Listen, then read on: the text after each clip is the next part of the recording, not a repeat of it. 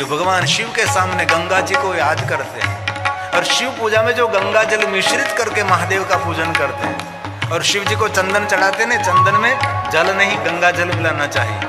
मैं रोज चंदन में रात से बनाता हूँ और चंदन गंगा जी में, और भगवान शिव जी को चंदन का लेप करते हैं और मैं भी मेरे भाल में चंदन का लेप करके आता हूँ। जिनका दिमाग बहुत गर्म रहता है ना, उसको रोज चंदन का लेप करना चाहिए। मेरा नहीं रहता, इसलिए किसी का स्वभाव बहुत तीव्र रहता है, गर्म स्वभाव रहता है।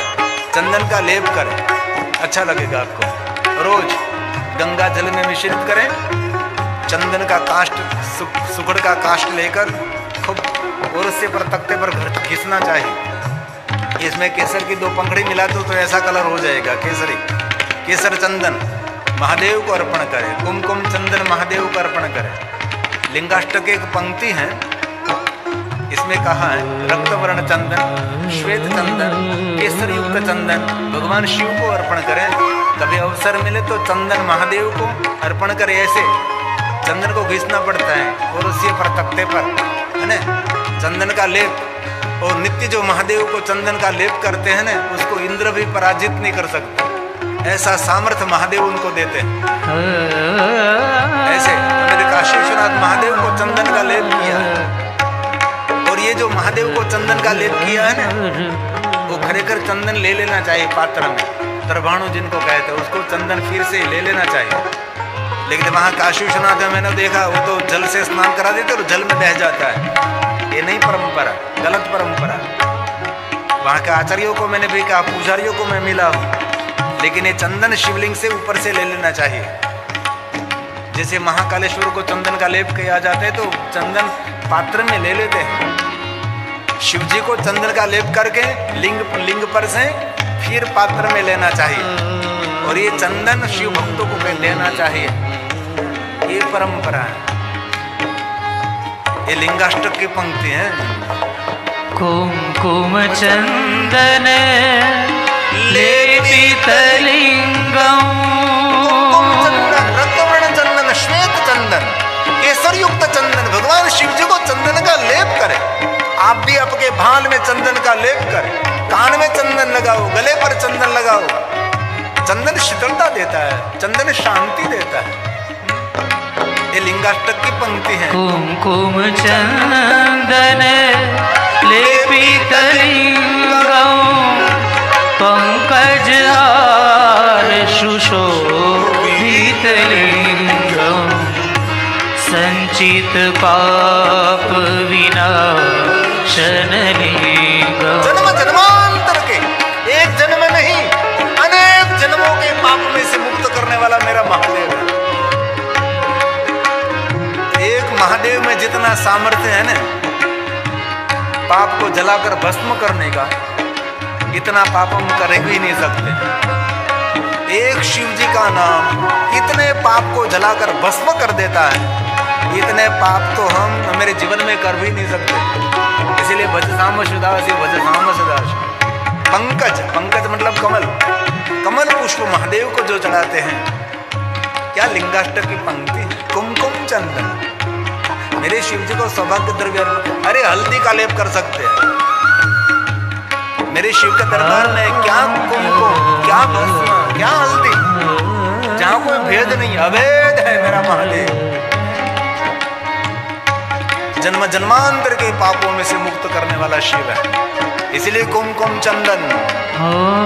कुमकुम चंदन लेपित लिंगम, पंकज हार सुशोभित लिंगम, संचित पाप विनाशन लिंगम, तत्प्रणमामि सदा शिवलिंगम, तत्प्रणमामि सदा शिवलिंगम। सोमनाथ में शिव जी को जो चंदन चढ़ाते हैं ना, तो सोमनाथ में चंदन वापस ले लेते हैं, महादेव को चढ़ाया हुआ चंदन। इसमें सुगंधित द्रव्य मिश्रित करते हैं। अभी इस साल 10 फरवरी को सोमनाथ में कथा शुरू हो रही है। 10 फरवरी सोमनाथ महादेव प्रथम ज्योतिर्लिंग सोमनाथ के पटांगण में, जहाँ हमने प्रार्थना परिवार के द्वारा, जहाँ हमारे अनिलाबेन और नरेंद्र भाई जहाँ मुख्य जजमान थे, इस स्थान पर फिर से कथा शुरू हो रही है। और उसके जजमान हमारे उमेश नंदा परिवार है जामनगर के, जिन्होंने भीमाशंकर के सानिध्य में शिव महापुराण कथा का आयोजन किया था। गई साल लाभ पंचमी की पहले नागर बाबा की कथा, दूसरी कथा हम भीमाशंकर गए थे सहादरी पर्वत पर डाकिनी वन में, भीमाशंकर महादेव का सानिध्य में शिव महापुराण कथा का गायन किया था। गई साल उसने वहाँ कथा की थी और वहाँ इस कथा में उसने उनकी कथा में से मुहूर्त ले लिया था कि अगले साल हम फरवरी में सोमनाथ में कथा करेंगे। बहुत शिव भक्त ऐसे होते हैं, लगातार महादेव की कथा का आयोजन करते रहते हैं। और ऐसे बहुत सारे शिव भक्त भी मेरे साथ हैं, मैं जहां कहूं वहां कथा करने के लिए तैयार रहते हैं। अब एक परिवार मुझे मिलने के लिए आए थे, मध्यम वर्गीय परिवार थे, उसका संकल्प था कथा करने के लिए। तो मुझे कह रहे कि ये पंडाल, ये व्यवस्था, ये सब कुछ क्या व्यवस्था हो सकती है। उसने कहा कि हमारा इतना सामर्थ्य है। तो मैंने कहा इंतजार करो,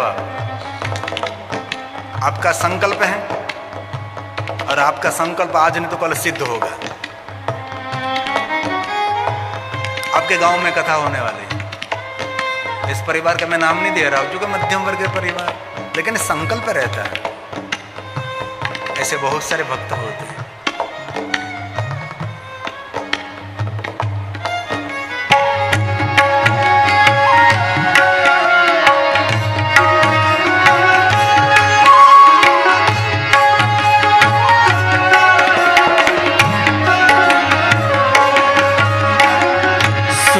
सरिधारा भक्त उदारा, सूर सरिधारा, गंगा जी देवताओं की धारा है। और क्या करते हैं? भक्त का उद्धार करते हैं। इसलिए कभी जीवन में अवसर मिले तो गंगा स्नान। मुझे तो बहुत बार अवसर मिला है गंगा के तट पर कथा गाने के लिए। और जो मैंने शिव महापुराण का अभ्यास किया वो भी गंगा के किनारे पर किया। सालों तक मैं हरिद्वार में रहा, सालों तक लगातार रहा। जब मुझे कथा में से समय मिले हरिद्वार पढ़ने के लिए, कुछ सीखने के लिए, आचार्यों के चरणों में बैठकर ये शिव महापुराण के एक एक श्लोक का मैंने भाषांतर सीखा, एक एक श्लोक का मैंने गायन सीखा। इसलिए मैं श्लोकात्मक कथा करता हूं, लोगों को गुमराह करने के लिए नहीं। सच्ची बात, श्लोकात्मक, सूत्रात्मक। इसलिए सूरसरी धारा, गंगा सबका उद्धार करती है। कथा भी एक गंगा है ना, वांगमी गंगा कहते हैं, वो भी सभी भक्तों का उद्धार करते हैं। इसलिए सूरसरी धारा भक्त उदारा, सूरसरी धारा भक्त उदारा, त्रिभुवन तारिणी जय जय गंगे, त्रिभुवन तारिणी जय जय गंगे, हर हर गंगे जय जय गंगे, हर हर गंगे जय जय गंगे। अवसर मिले तो महादेव को गंगा जल से अभिषेक करिए। जो कि शिव भक्तों को पूजा में गंगा जल रखते हैं। गंगा जल के बिना हमारा कोई भोजन नहीं है, गंगा जल के बिना हमारी कोई पूजा नहीं है। जो शिव गंगा जल चढ़ावे, रामचरितमानस, जो महादेव को गंगा जल चढ़ाते हैं उसको क्या मिलेगा?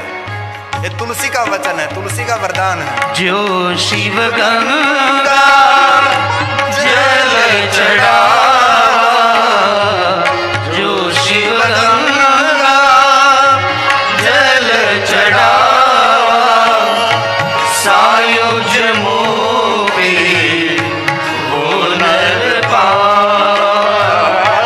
सायुज मोपी वो नर पावा, हर हर गंगे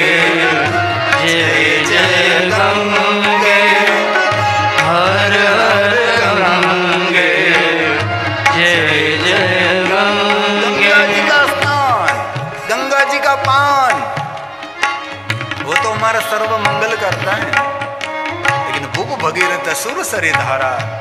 माता गंगा को याद करने मात्र से मंगल नहीं, सुमंगल, सर्वमंगल।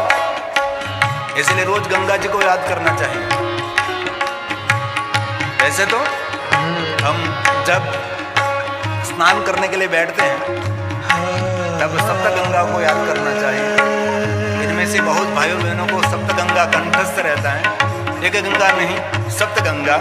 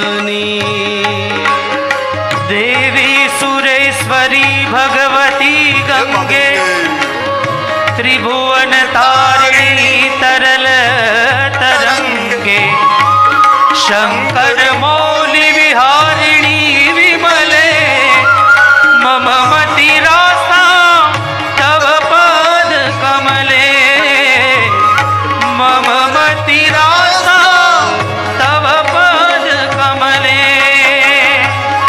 सूर सरिधारा भक्त उदारा, सूर सरिधारा भक्त उदारा, त्रिभुवन तारिणी जय जय गंगे, त्रिभुवन तारिणी जय जय गंगे, हर हर गंगे जय जय गंगे, हर हर गंगे जय जय गंगे,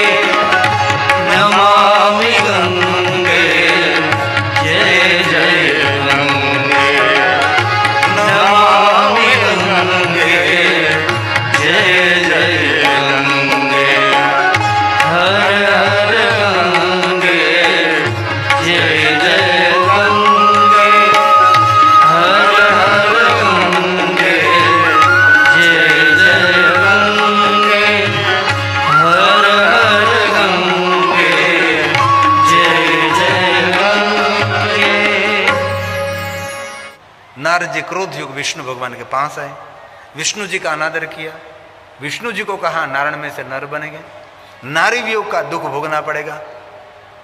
और नारद जी ने बहुत कुछ भगवान विष्णु को सुना दिया। क्रोध में आप क्या बोलते हैं आपको कभी सुनाई नहीं देता, क्योंकि क्रोध के समय आंख और कान बंद हो जाते हैं, किसी की पहचान नहीं रहती क्रोध में, कुछ सुनने की शक्ति नहीं रहती, समझने की शक्ति क्षीण हो जाती है। ये क्रोध है, अज्ञानता का प्रतीक क्रोध है। अज्ञानता से उत्पन्न रहता है, अभिमान से क्रोध बढ़ता है। क्रोध कटु वाक्यों के साथ घनिष्ठ संबंध रखता है, इसलिए क्रोध को चांडाल कहा है। अति क्रोधी व्यक्ति आंख होते हुए भी उसको अंध कहा है। क्रोध विवेक का जड़मूल में से सर्वनाश करता है। क्रोध का तूफान व्यक्ति को विनाश की ओर ले जाता है। इसलिए कथा सुनकर हम सब निर्णय करेंगे, हम शिव जी की तरह शांत रहेंगे, कभी क्रोध नहीं, कभी आक्रोश नहीं। क्यों? कुछ भी नहीं होगा। शिव जी निरंतर शांत रहते हैं, शिव जी को क्रोध करने की कोई आवश्यकता नहीं। लेकिन बहुत लोग प्रवचन करते भगवान शिव जी क्रोध करते हैं। अरे महादेव ने स्वयं काली को समझाया, काली शांत हो जाओ, क्योंकि काली क्रोध कर रही थी। क्यों? असुरों का संहार किया था। असुरों का एक रक्त भी धरती पर पड़ा, एक रक्त में से हजारों शत्रु, हजारों राक्षस पैदा हो जाते थे, उत्पन्न हो जाते थे। इसलिए काली सब रुधिर पी जाती थी, मस्तक गले में रखती थी और हाथ पैर काट कर अपने अंग पर लगा देती थी। इसलिए इसका विराट रूप बढ़ता जाता था। पहले तो काली थी, इतना विराट रूप बढ़ा को महाकाली हो गई। रक्त पीकर सब कुछ खा खा खा खा कर इतनी क्रोधित हो गई और पूरी पृथ्वी को घुमा रही है। और सभी देवता भी भयभीत हो गए। तब शिव के पास गए और महादेव आप काली को शांत करें।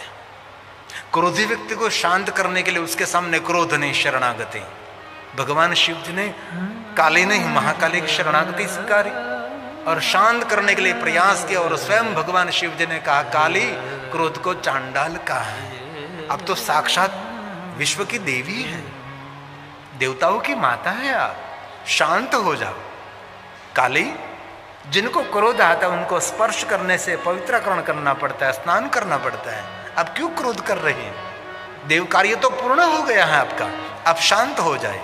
तब शिव जी ने क्रोध पर बड़ा बहुत प्रवचन दिया है। श्लोक शिव महापुराण ग्रंथ का है। काम क्रोधो परित्याज्यो।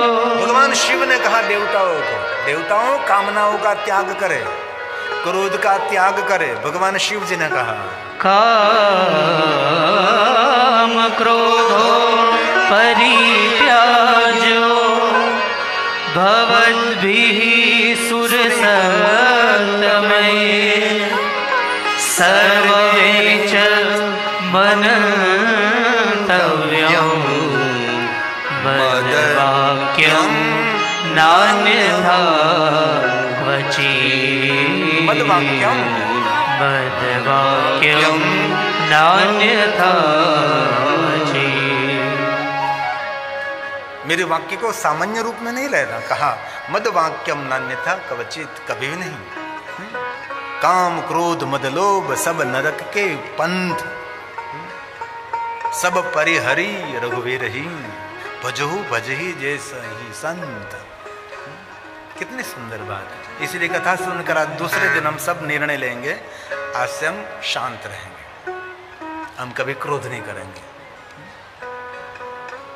भगवान शिव जी ने क्रोध पर बहुत बड़ा प्रवचन दिया और नारद जब शांत हो गए, परम शांत हो गए। क्रोध बहुत देर तक नहीं रहता, थोड़े समय तक रहता है, लेकिन सर्व विनाश कर देता है। क्रोध पर बहुत सारा बोल सकते हैं, क्रोध पर बहुत सारा प्रवचन दे सकते हैं, क्रोध पर बहुत सारे दृष्टांत भी रहते हैं, लेकिन इसमें नहीं जाना। काम क्रोध मद लोभ सब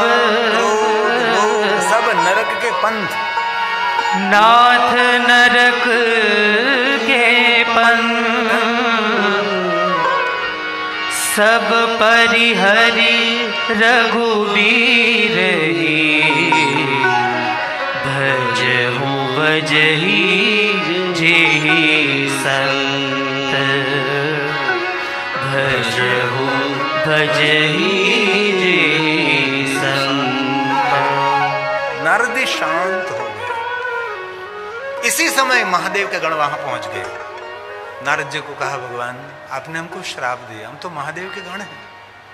आपने कहा हम दोनों राक्षस बनेंगे, हमारा मंगल करो, हमारा कल्याण करो। तब नारद जी ने शिव गणों को कहा, आप राक्षस से ऐसे प्रतापी राक्षस बनोगे, देवता भी आपके अधीन हो जाएंगे। दुनिया के सभी दुर्गुण आप में रहेंगे, लेकिन एक सद्गुण रहेगा, आपके हृदय में महादेव की भक्ति रहेगी। शिव भक्ति से कभी आप वंचित नहीं रहोगे।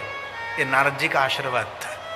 और स्वयं श्री हरि नारायण में से नर बनेंगे, जिनका नाम भगवान श्री राम रहेगा, और राम के द्वारा आपका कल्याण होगा, मृत्यु नहीं कल्याण। बहुत सुंदर सुंदर कथा है।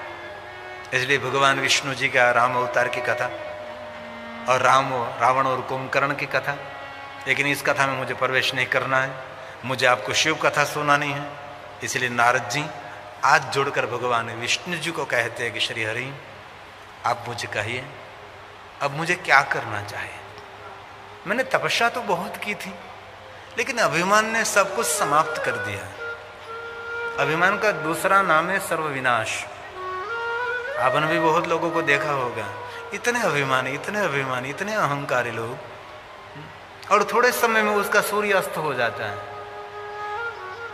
ऐसे लोगों को आपने भी देखा होगा। इसलिए आज से हम तीसरा संकल्प करेंगे, भगवान ने जो कुछ सामर्थ्य दिया है कभी उसका अभिमान नहीं करेंगे, इस सामर्थ्य का प्रदर्शन नहीं करेंगे, ऐसा दर्शन करेंगे। ये प्रदर्शन नहीं है, दर्शन है ना। ऐसा अनिला बहन और नरेंद्र भाई, हमारे भाई श्री ध्रुव, शैली बहन, उसको सामर्थ्य मिला, तो सामर्थ्य का वो दर्शन है। बस एक ही भाव है, इनमें सबका कल्याण होना चाहिए, सबका सुख होना चाहिए। और महादेव की कथा सुनते हैं ना, उसका कभी अकल्याण नहीं होता, उसका कल्याण ही कल्याण रहता है। ये कल्याण करने वाले भगवान महादेव की कथा है। अब नारद जी ने कहा, भगवान मुझे कुछ मार्गदर्शन कर, मेरे हृदय में संताप हो रहा है, मैंने बहुत बुरा कर दिया। देवता ऋषि मेरा जयकार करते थे और कहते थे कि आप तो शिव तुल्य हैं, लेकिन अभिमान ने सब कुछ समाप्त कर दिया। अब मुझे कुछ मार्गदर्शन करो। तब भगवान श्री हरि, भगवान विष्णु जी नारद जी को मार्गदर्शन करते। नारद, मन को शांत करने के लिए, मन अशांत है तो मन को शांत करने के लिए क्या करना चाहिए। ये सभी श्लोक विष्णु भगवान ने गाए, मैं मध्यस्थी हूं। ये विष्णु बोल रहे हैं, नारद मन अशांत है, चित्त में अशांति है, उद्वेग से जीवन भर गया है, हताशा, निराशा, तनावग्रस्त जीवन, उनके लिए क्या दवा है। तो भगवान विष्णु जी ने गाया, हे नारद, आपाद मस्तकं सम्यग् भस्मनोद्धूल्य सादरम्। आपके भाल में भस्म का त्रिपुंड करें। भस्म औषधि है, भस्म जड़ी बूटी है। बाल में भस्म का त्रिपुंड करना चाहिए, कभी कभी भस्म को धारण करना चाहिए, भले रोज न कर सके, लेकिन जब कथा सुनते हैं, भगवान महादेव की पूजा अर्चन करते हैं, तब तो जरूर बाल में भस्म का त्रिपुंड करना चाहिए। भगवान विष्णु जी ने नारद जी को भस्म त्रिपुंड के लिए कहा, बाल में भस्म का त्रिपुंड करिए, आपाद मस्तकम सम्यग्। शिव महाप्र ग्रंथ में सुंदर भस्म महात्मा ही है।